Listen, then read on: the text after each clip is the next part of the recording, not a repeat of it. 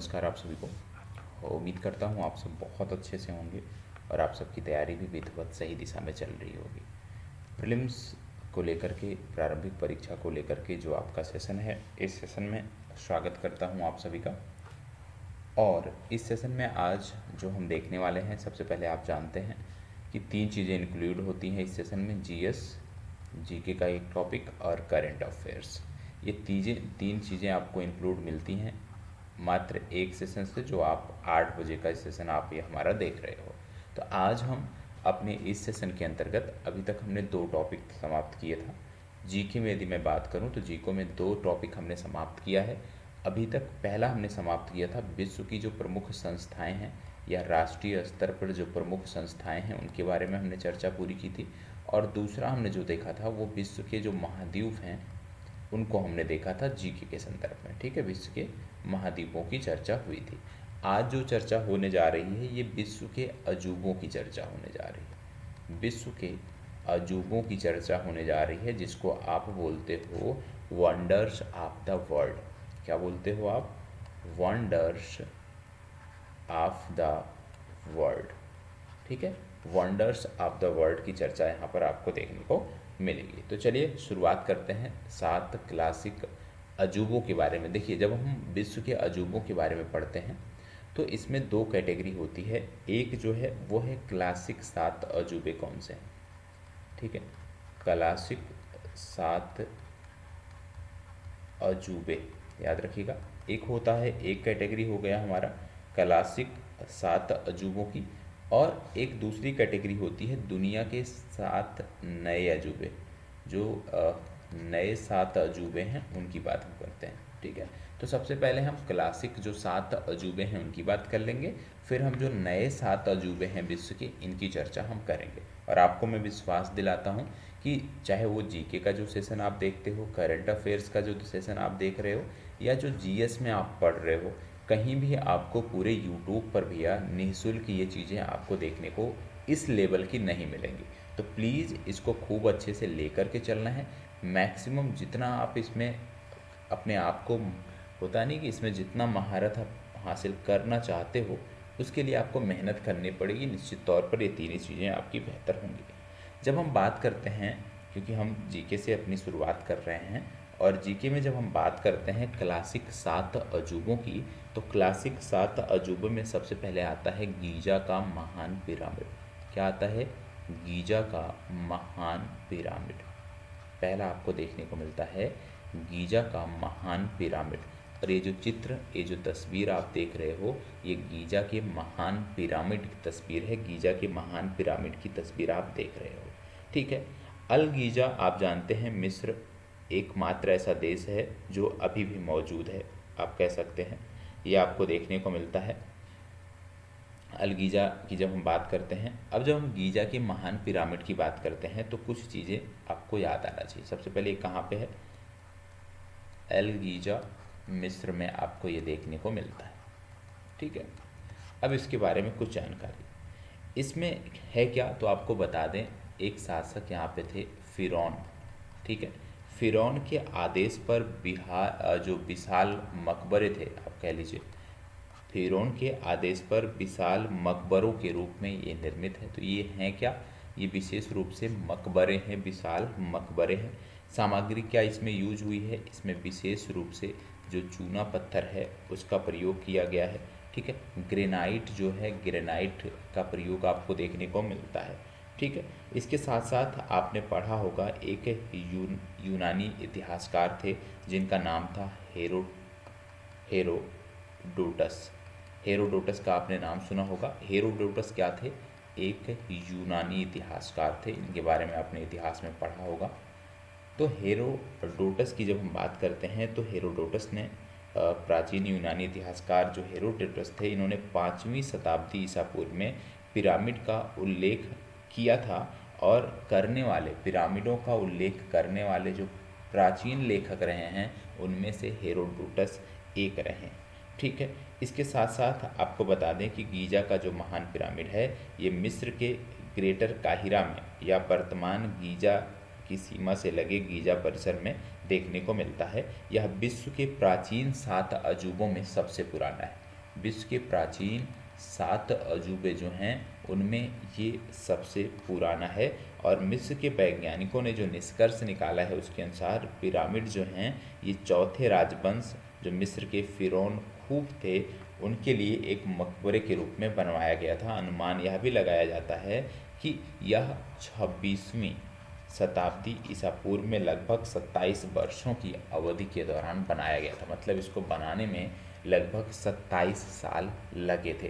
तो आपको सिर्फ क्या याद रखने की ज़रूरत है, तो मैंने आपको अतिरिक्त जानकारी दे दी। यदि आपसे पूछ लिया जाए कि गीजा का महान पिरामिड किस देश से है, यही पूछा जाता है विशेष रूप से परीक्षाओं में कि जो गीजा का पिरामिड है इसका संबंध किस देश से है, तो सिर्फ इतना याद रखो कि गीजा का जो ये पिरामिड है इसका संबंध मिस्र देश से है। और मिस्र को आप जानते हो नील नदी का वरदान कहा जाता है। ठीक है, तो ये तो हो गया पहले की बात। अब हम दूसरे पे बढ़ते हैं। और दूसरा ये जो देख रहे हैं तस्वीरों में जो आप देख रहे हैं इसको क्या बोलते हैं, इसको बोलते हैं, नोट कर लीजिएगा, रोड्स के कोलोसस। रोड्स के कोलोसस, ठीक है, रोड्स के कोलोसस। और रोड्स के कोलोसस की जब हम बात करते हैं तो याद रखिएगा रोड्स का जो कोलोसस है ये 280 ईसा पूर्व में, कब, 280 ईसा पूर्व में लिंडोस, 280 ईसा पूर्व में लिंडोस के चेरेस द्वारा इसी नाम के ग्रीक द्वीप पर रोड्स शहर में खड़ी ग्रीक सूर्य देवता हेलियोस की एक मूर्ति थी। ये क्या थी, ग्रीक सूर्य देवता, ग्रीक सूर्य देवता हेलियोस की मूर्ति। क्या है ये, ग्रीक सूर्य देवता हेलियोस की एक मूर्ति थी, ये आपको पता होना चाहिए। इसका निर्माण कहाँ है, इसका निर्माण रोड्स शहर में है। कहाँ पे है, इसका निर्माण रोड्स शहर की ड्रेमोटियस, जो आप कह सकते हैं एक बिल्डिंग थी, वहाँ पे आपको देखने को मिलता है।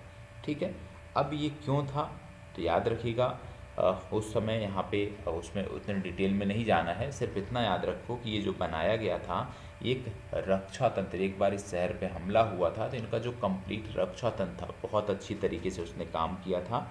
और उसी का जश्न मनाने के लिए जो है इन्होंने इसकी स्थापना की थी। तो कहाँ पे है, रोड्स के यूनानी द्वीप पर ये आपको देखने को मिलता है।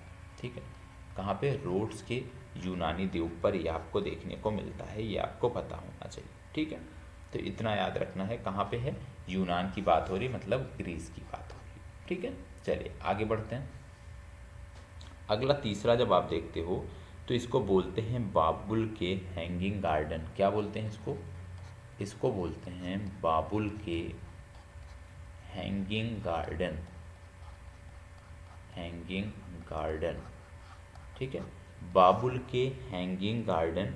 और बाबुल की जब हम बात करें तो वर्तमान में ये हिल्लाल के पास एक स्थान है, हिल्लाल के पास देखने को मिलता है। देश कौन सा होता है, तो ये इराक देश से संबंधित है। तो यदि आपसे पूछ लिया जाए कि बाबुल के हैंगिंग गार्डन का संबंध किस देश से है, तो आप बताओगे कि इसका संबंध इराक से है। ठीक है, और इराक में इसे इंजीनियरिंग की एक उल्लेखनीय उपलब्धि के रूप में देखा जाता है, वर्णित किया जाता है, जिसमें मिट्टी की ईंटों से बने, ये आप जो देख रहे हैं मिट्टी की ईंटों से बने बड़े हरे पहाड़ के सदृश पेड़ों, झाड़ियों और लताओं की एक विस्तृत श्रृंखला आपको देखने को मिलती है। किसकी बनी हुई है ये बनी हुई है मिट्टी के ईंटों की। तो मिट्टी के ईंटों की बनी एक श्रृंखला है जिसमें पेड़ भी देखने को मिलते हैं, एक भवन भी देखने को मिलता है, कुछ पशु पक्षी भी देखने को मिलते हैं।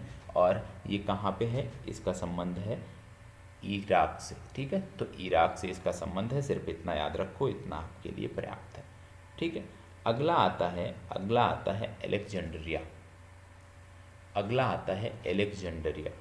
ठीक है, मिस्र में इसको बोलते हैं अलेक्जेंड्रिया का लाइट हाउस। तो इसका संबंध कहाँ से है, इसका भी संबंध है मिस्र से। तो याद रखिएगा, यदि आपसे पूछ लिया जाए अलेक्जेंड्रिया का लाइट हाउस एलेक्जेंड्रिया का लाइट हाउस, तो इसका भी संबंध है मिस्र से, याद रखिएगा। एलेक्जेंड्रिया का लाइट हाउस कहाँ से संबंधित है? ये भी संबंधित है मिस्र से, और इसका संबंध है फारोस टॉलमी से। एक शासक हुआ करते थे फारोस टॉलमी, तो फारोस टॉलमी से इसका संबंध है। और आप जानते हैं इनके द्वारा टालमी द्वितीय फिलाडेल्फस के बारे में आपने सुना होगा, उन्हीं के शासनकाल के दौरान ये बनाया गया था। किसके शासनकाल के दौरान? टालमी द्वितीय फिलाडेल्फस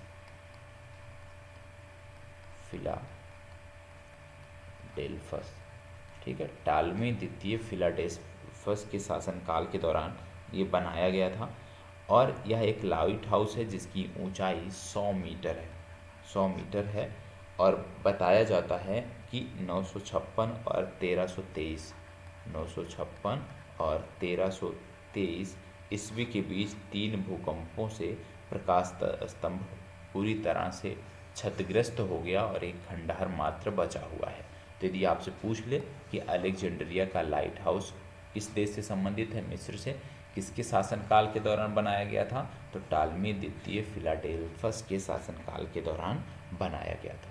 ठीक है, चलिए आगे बढ़ते हैं। अगला कौन सा आता है? अगला जो आता है उसको बोलते हैं, ध्यान से देखिएगा, हेलिका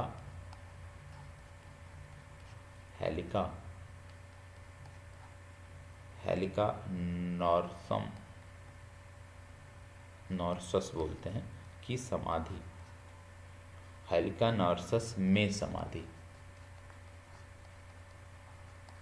ठीक है, हेलिका नार्सस में समाधि। और जब हेलिका नार्सस में समाधि की बात करते हैं तो इसका संबंध कहाँ से है? तो समाधि, या आप इसी को बोलते हैं हेलिका नार्सस में मकबरा। तो समाधि या मकबरा बात एक ही है। यह विशेष रूप से मौसुलस के हेलिकारानारस में आपको देखने को मिलता है। लगभग 45 मीटर ऊंचा यह मकबरा है। चारों भुजाएं मूर्तिकला से अलंकृत हैं और बताया जाता है कि 12वीं से 15वीं शताब्दी के दौरान जो लगातार भूकंप आए उनमें ये नष्ट हो गया है। तो ये संबंधित कहाँ से है? जैसे देश के बारे में पूछ लिया जाए कि कहाँ से संबंधित है, तो तुर्की से इसका संबंध है, ये आपको याद रखना है। ठीक है, आगे बढ़ते हैं। अगला क्या आता है? ओलंपिया। ध्यान रखिएगा, ओलंपिया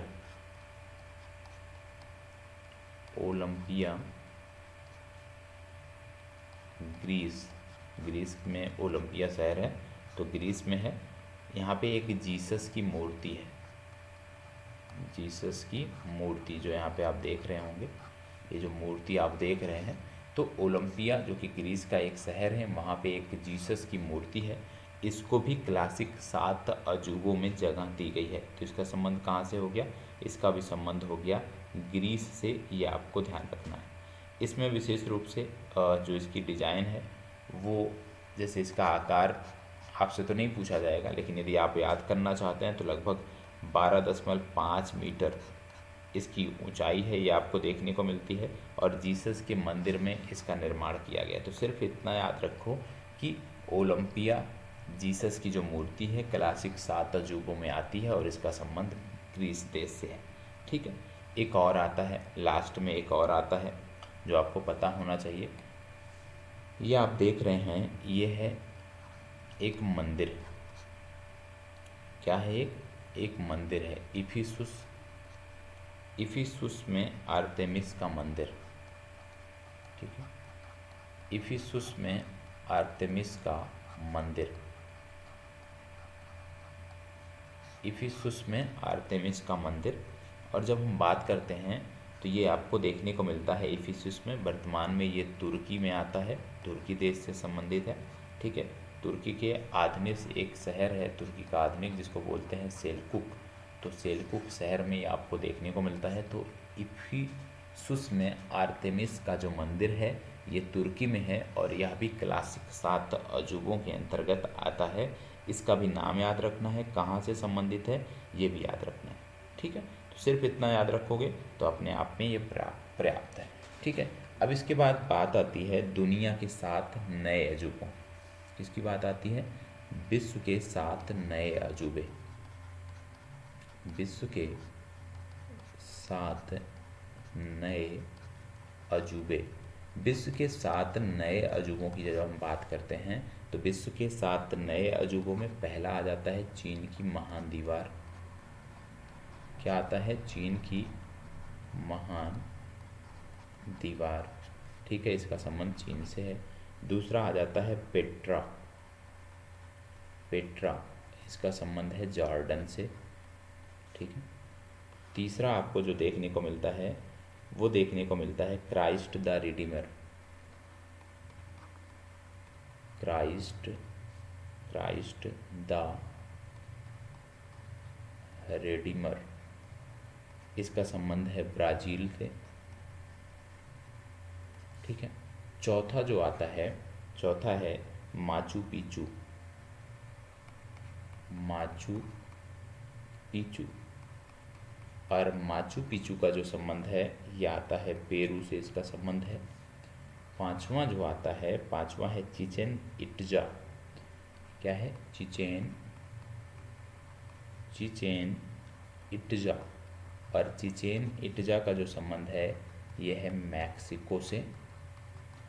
और छठवां जो देखने को मिलता है वो है कालीजियम। कालीजियम, और कालीजियम का जो संबंध है वो है इटली से। सातवां आपको देखने को मिलता है ताजमहल, और ताजमहल का संबंध है भारत से।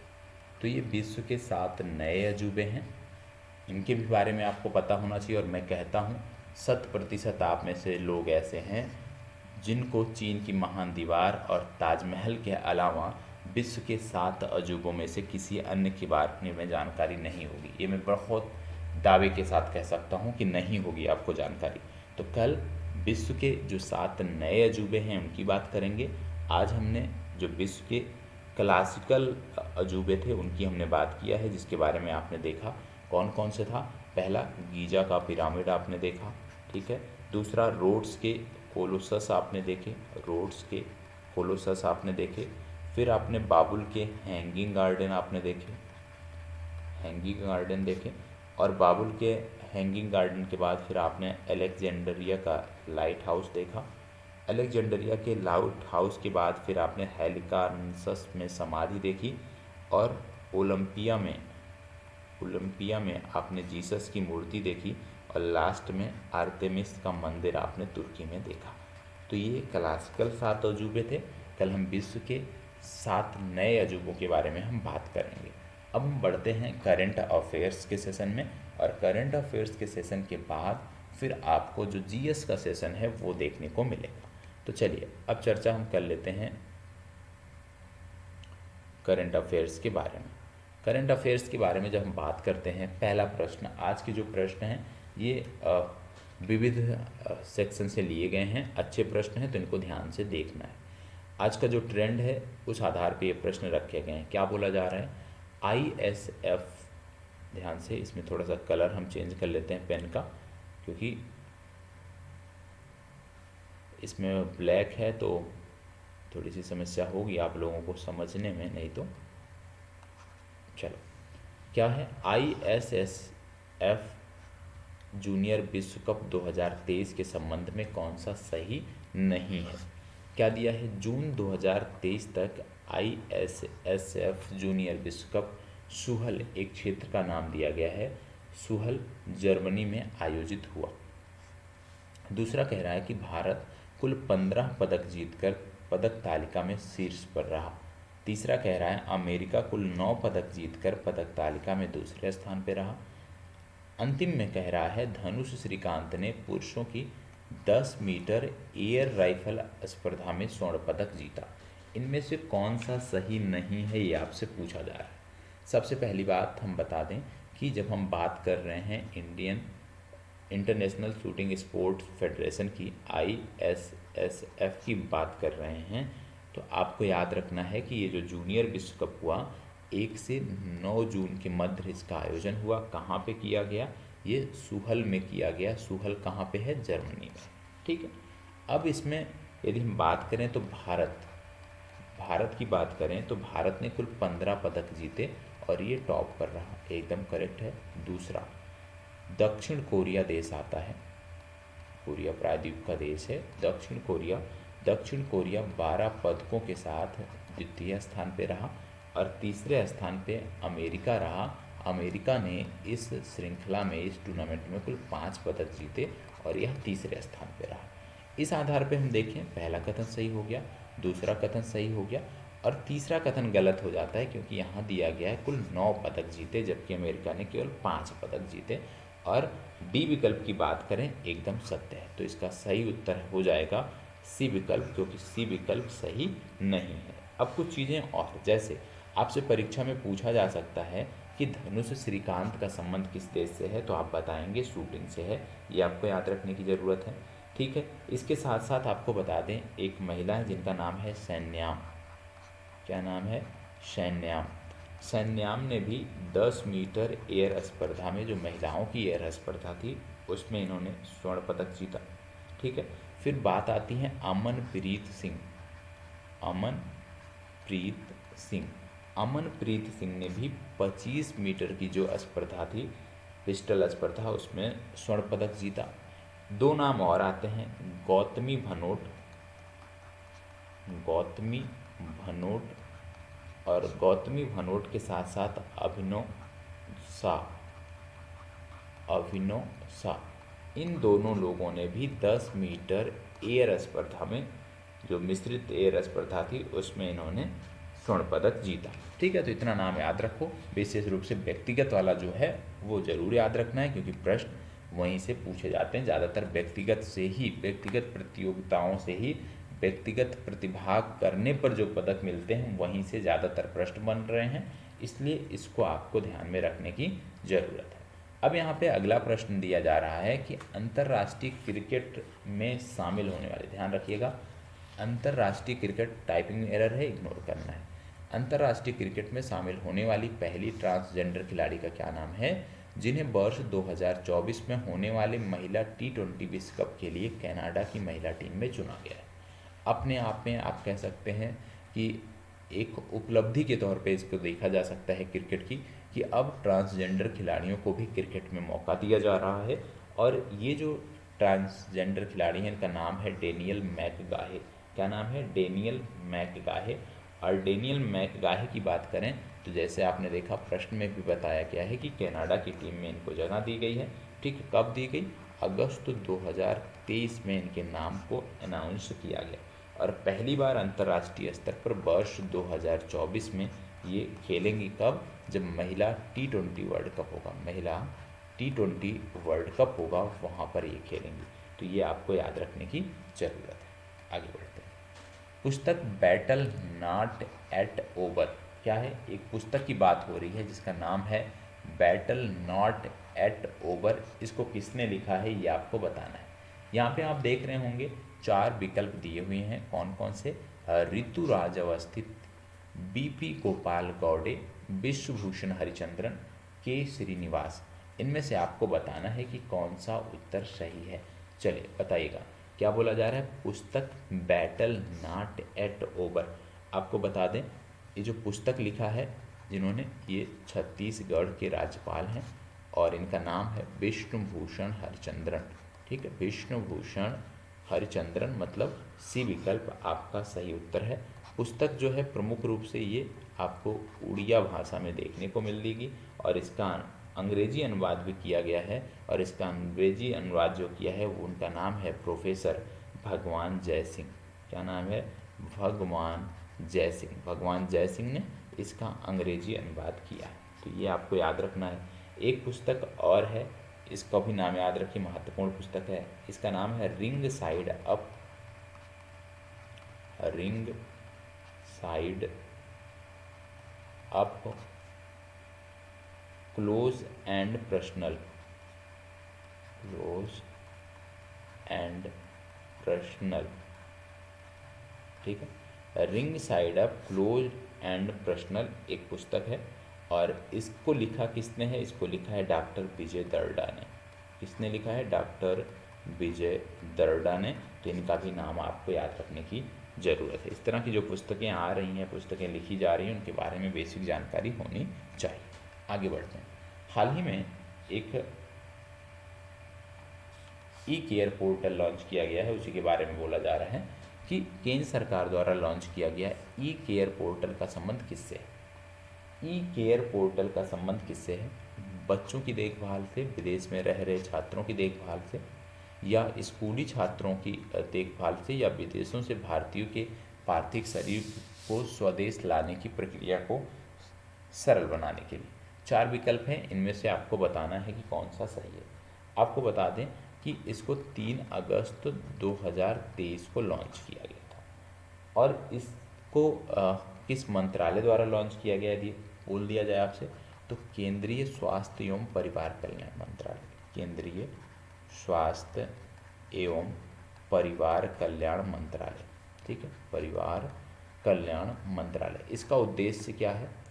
इस पोर्टल का उद्देश्य है कि विदेशों से भारतीयों के जो पार्थिव शरीर हैं उनको स्वदेश लाने की जो प्रक्रिया है उसको सरल करने से, उसमें आसानी करने से। तो इसका सही उत्तर है डी विकल्प। तो याद रखिएगा, ई केयर पोर्टल का संबंध है विदेशों से भारतीयों के पार्थिव शरीर को अपने देश वापस लाने के लिए। अगला है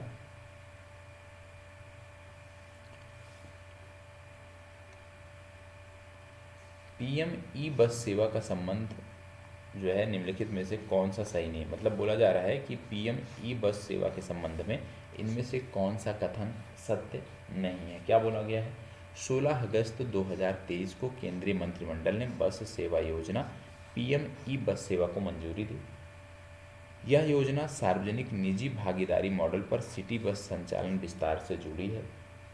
इस योजना के तहत 10,000 ई बसें चलाई जाएंगी, या इस योजना की अनुमानित लागत राशि 55,215 करोड़ होगी। इनमें से बोला जा रहा है कौन सा तथ्य सही नहीं है। सबसे पहले आपको बता दें कि 16 अगस्त 2023 को इसको मंजूरी देगी केंद्रीय मंत्रिमंडल द्वारा, एक कथन एकदम सत्य है। और ये जो योजना है विशेष रूप से सार्वजनिक निजी भागीदारी या PPP मॉडल पर आधारित योजना है, ये भी सत्य है। इसके तहत 10,000 ई बसेस चलाई जाएंगी, ये भी सत्य है। लेकिन इसमें जो लागत की बात आई है, अनुमानित लागत की बात आई है, यह अनुमानित लागत है 57,613 करोड़ रुपए, और इस आधार पे डी विकल्प इसका सही उत्तर है। आगे बढ़ते हैं। सितंबर 2023 में दूसरा कलिंग साहित्य उत्सव कहाँ आयोजित किया गया? क्या बोला जा रहा है? दूसरा कलिंग साहित्य उत्सव कहाँ आयोजित किया गया, आपको बताना है। आपको बता दें इसका आयोजन 1 से 3 सितंबर 2023 में देखने को मिला। कहाँ पे आयोजन हुआ? तो नेपाल में आयोजन हुआ। नेपाल की राजधानी है काठमांडू। काठमांडू में इसका आयोजन देखने को मिला। और आपको बता दें कि उसका उद्देश्य, कलिंग महोत्सव का उद्देश्य क्या है कि जो भारत नेपाल संबंध है, भारत नेपाल संबंध में यदि हम बात करें तो साहित्यिक संबंध को जो है वो बढ़ावा देना यहाँ पे है। भगवान शिव और गौतम बुद्ध की भावना को रेखांकित करना इसका उद्देश्य है। तो यह आपको याद रखने की ज़रूरत है। इसका आयोजन कहाँ हुआ? काठमांडू। क्योंकि कलिंग साहित्य उत्सव की बात करेंगे जब हम, तो भारत और नेपाल की बात आएगी, ठीक है, भारत और नेपाल की बात आएगी। चलिए आगे बढ़ते हैं। विश्व बाल श्रम निषेध दिवस कब मनाया गया? विश्व बाल श्रम निषेध दिवस कब मनाया गया, आपको बताना। चलिए बताइएगा। एक महत्वपूर्ण दिवस की बात हो रही है, और इस तरह के कई सारे दिवस हैं जो आपकी परीक्षाओं में पूछे जाते हैं। 4 विकल्प दिया हुआ है, 5, 12, 10, 3। आप जानते हैं सभी के लिए सामाजिक न्याय, बाल श्रम का अंत इसका थीम था। सभी के लिए सामाजिक न्याय, सभी के लिए सामाजिक न्याय और बाल श्रम का अंत। सभी के लिए सामाजिक न्याय और बाल श्रम का अंत इसका थीम था। 12 जून को ये मनाया गया। कब मनाया गया? 12 जून को। तो बी विकल्प इसका सही उत्तर है। इसके साथ साथ कुछ दिवस और हैं, जैसे विश्व रेंजर दिवस मनाया जाता है। कब? 31 जुलाई को। विश्व रेंजर दिवस 31 जुलाई को मनाया जाता है। विश्व हेपेटाइटिस दिवस है, 28 जुलाई को मनाया जाता है। विश्व हेपेटाइटिस दिवस है, 28 जुलाई को मनाया जाता है। अंतर्राष्ट्रीय मित्रता दिवस है, 30 जुलाई को मनाया जाता है। अंतर्राष्ट्रीय मित्रता दिवस 30 जुलाई को मनाया जाता है। विश्व मानव तस्करी निरोधक दिवस जो है ये भी 30 जुलाई को मनाया जाता है। ठीक है, 30 जुलाई को दो हो गए प्रमुख, विश्व मानव तस्करी निरोधक दिवस, और दूसरा जो आपको याद रखना है वो है अंतर्राष्ट्रीय मित्रता दिवस, ये भी आपको 30 जुलाई याद रखना है। ठीक है, इसके साथ साथ world wide day, world wide web day कब मनाया जाता है यदि आपसे पूछ लिया जाए तो आप बताएंगे 1 अगस्त को मनाया जाता है। तो ये कुछ महत्वपूर्ण दिवस थे जो आपको याद रखने की ज़रूरत है। चलिए बढ़ते हैं आगे। अंतर्राष्ट्रीय लोकतंत्र दिवस कब मनाया गया? क्या बोला जा रहा है? अंतर्राष्ट्रीय लोकतंत्र दिवस कब मनाया गया ये आपको बताना है। अंतर्राष्ट्रीय लोकतंत्र दिवस कब मनाया गया ये आपको बताना है। 4 विकल्प यहाँ पे हैं, 15 सितंबर, 10 सितंबर, 8 सितंबर और 12 सितंबर। 4 विकल्प हैं, इनमें से आपको बताना है कि अंतर्राष्ट्रीय लोकतंत्र दिवस कब मनाया गया। अंतर्राष्ट्रीय लोकतंत्र दिवस कब मनाया गया। इसकी थीम यदि आपसे पूछ लिया जाए, इसकी थीम यदि पूछ लिया जाए तो आप बोलेंगे एम्पावरिंग द नेक्स्ट जनरेशन। ठीक है, एम्पावरिंग द नेक्स्ट जनरेशन, और ये मनाया गया 15 सितंबर को। तो अंतर्राष्ट्रीय लोकतंत्र दिवस कब मनाया जाता है? 15 सितंबर को मनाया जाता है। आगे बढ़ते हैं। हाल ही में चौथा विश्व संस्कृति महोत्सव 2023 कहाँ आयोजित हुआ? हाल ही में चौथा विश्व संस्कृत महोत्सव कहाँ आयोजित हुआ ये आपसे पूछा जा रहा है। नई दिल्ली, रोम, टोक्यो, वाशिंगटन डीसी। चलिए बताइएगा, चौथा विश्व संस्कृति महोत्सव कहाँ आयोजित किया गया ये आपको बताना है। नई दिल्ली, रोम, टोक्यो, वाशिंगटन डीसी। देखो प्रत्येक प्रश्न का जवाब देने का प्रयास करो, क्योंकि एक तो ये प्रश्न पुराने हैं तो इसलिए आपको बताना जरूरी होता है। इसका सही उत्तर है वाशिंगटन डीसी। ठीक है, वाशिंगटन डीसी में आप जानते हैं हेडक्वार्टर है किसका? नासा का भी हेडक्वार्टर आपको देखने को मिलता है। ठीक है, तो इसका आयोजन किया गया वाशिंगटन डीसी में। एक मॉल है जिसको बोलते हैं नेशनल मॉल, नेशनल मॉल में इसका आयोजन किया गया, और विशेष रूप से किसके द्वारा किया गया? तो श्री श्री रविशंकर, याद रखिएगा, श्री श्री रविशंकर द्वारा स्थापित एक संस्था है जिसको बोलते हैं आर्ट ऑफ लिविंग। ठीक है, आर्ट ऑफ लिविंग। तो आर्ट ऑफ लिविंग द्वारा इसका आयोजन किया गया। ठीक है, चलिए आगे बढ़ते हैं। विश्व की सबसे बड़ी भारत की सबसे बड़ी पंप भंडारण परियोजना मध्य प्रदेश के किस जिले में स्थापित की जा रही है? भारत की सबसे बड़ी क्या है? पंप भंडारण परियोजना कहाँ स्थापित की जा रही है आपको बताना है। चलिए बताइएगा, प्रयास करें कि इसका सही जवाब आप दें, और प्रश्न अच्छा है। याद रखिएगा, एक जिला है जिसको बोलते हैं नीमच। नीमच जिला जो मध्य प्रदेश का है, ठीक है, वहाँ पे एक तहसील है जिसको बोलते हैं रामपुरा तहसील। ठीक है, रामपुरा तहसील। तो रामपुरा तहसील में आपको ये देखने को मिलता है एक गांव है खेमला गांव। ठीक है, यदि आप मध्य प्रदेश का कोई एग्जाम दे रहे हैं तो ये भी याद रहना चाहिए कि खेमला गांव, रामपुरा तहसील और जिला नीमच में यह स्थापित किया जा रहा है। 6 घंटे के भंडारण के साथ यहाँ पे लगभग 1920 मेगावाट तक आप कह सकते हैं इसकी क्षमता का विस्तार किया जा रहा है, और अगले 3 वर्षों में बोला गया है कि लगभग 11,500 करोड़ रुपए इस योजना के लिए खर्च किए जाएंगे। तो याद रखना है, इसका सही उत्तर है नीमच। आज का अभ्यास प्रश्न आपके लिए, अक्टूबर 1973 में भारत का पहला महिला पुलिस स्टेशन कहाँ खोला गया? ये आपका अभ्यास प्रश्न है। ठीक है, अभ्यास प्रश्न है, इसका जवाब आपको कमेंट बॉक्स में शेयर करें। जो कमेंट बॉक्स है उसमें आपको इसका जवाब देना है। क्या अक्टूबर 1973 में भारत का पहला महिला पुलिस स्टेशन कहाँ खोला गया? ये आप हमें कमेंट बॉक्स में जवाब देंगे। कमेंट बॉक्स में इसकी जानकारी आप शेयर करेंगे। ठीक है, सभी को जानकारी देना अनिवार्य है। जानकारी अनिवार्य रूप से आपको सबमिट करनी है, क्योंकि देखो भैया, जब तक आप अपने एंड से प्रयास नहीं करोगे तब तक चीज़ें उतनी बेहतर नहीं होंगी। तो आप सबका प्रयास होना चाहिए कि जो भी आपसे क्वेश्चन किया जा रहा है, जो भी प्रश्न किया जा रहा है उसका आप 100% जवाब दो। ठीक है, तो आज के इस सेशन में सिर्फ जीएस, जीके और करंट अफेयर्स को हमने देखा है। जीएस आज के सेशन में नहीं है, कल से पुनः 8 बजे आपकी उपस्थिति हमें चाहिए। 8 बजे उपस्थित रहें, निश्चित तौर पे 100% हम चीज़ों को लेकर के चलेंगे। और आगे से प्रयास है कि जो जीके के हमारे टॉपिक होते हैं, जो जीएस के टॉपिक होते हैं, सेम टॉपिक से जुड़े हुए कुछ प्रश्न भी रखे जाएं लास्ट में, जिससे हमारी चीज़ें और बेहतर हो। तो यहीं पर अपनी चर्चा को विराम देता हूँ। धन्यवाद, बहुत बहुत आभार।